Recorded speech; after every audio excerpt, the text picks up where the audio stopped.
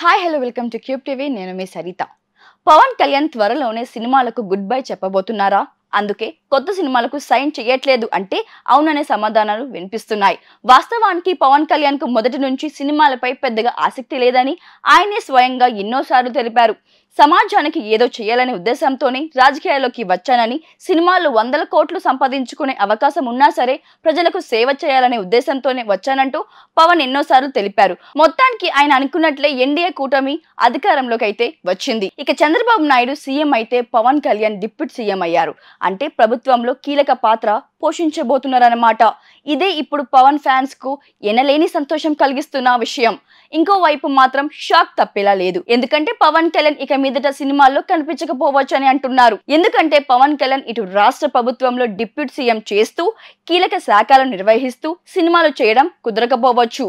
ఎందుకంటే deputy CM గా ఉంటూ సినిమాలు చేస్తే ప్రతిపక్షాల నుంచి విమర్శలు ఎక్కువగా వస్తాయి. అది ప్రజల్లో ఆయన మీద ఉన్న విశ్వనీయతను తగ్గిస్తోంది. అందుకే పవన్ కళ్యాణ్ ఇన్ని రోజులు కోరుకున్న స్థాయిలో ఉన్నాడు కాబట్టి పూర్తి స్థాయి న్యాయం తనకు ఇచ్చిన శాఖలను చేయాల్సి ఉంటుంది. అందుకే ఆయన సినిమాలు మానేయాలని అనుకుంటున్నారట. అందుకే కొత్త సినిమాలకు కూడా సైన్ చేయలేదని తెలుస్తోంది.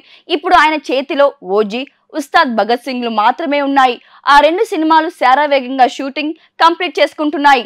ఇక హరిహర వీరమల్లు మూవీ ఎన్నడో అటకెక్కేసింది. ఈ 2 సినిమాలు తప్ప ఆయన కొత్త ప్రాజెక్టును మొదలు పెట్టలేదు. ఒకవేళ ఈ ఎన్నికల్లో పార్టీ ఓడిపోతే అప్పుడు ఆయన సినిమాలు చేసేవారేమో. కానీ ప్రభుత్వంలో ఉన్నారు కాబట్టి సినిమాలకు ఇక గుడ్ బై చెప్పబోతున్నారని తెలుస్తోంది.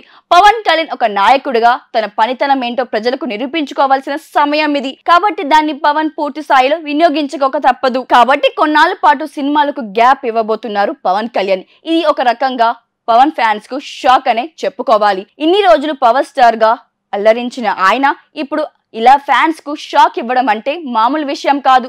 మరి దీనిపై పవన్ ఎలా స్పందించారో చూడాలి. ఇప్పుడు ఆపరేషన్ లేకుండానే మోకాళ్లకు ప్లాస్మా ట్రీట్మెంట్. మీ ఆర్థోపెడిక్ సమస్యలన్నిటికీ రోబోటిక్ టెక్నాలజీ ద్వారా తక్కువ ఖర్చుతో శాశ్వత పరిష్కారం. Free consultation. ప్రతి ట్రీట్మెంట్ పై 20% డిస్కౌంట్. ఈ ఆఫర్ కొద్ది రోజులు మాత్రమే. త్వరపడండి. V9 hospitals 9281 465 842.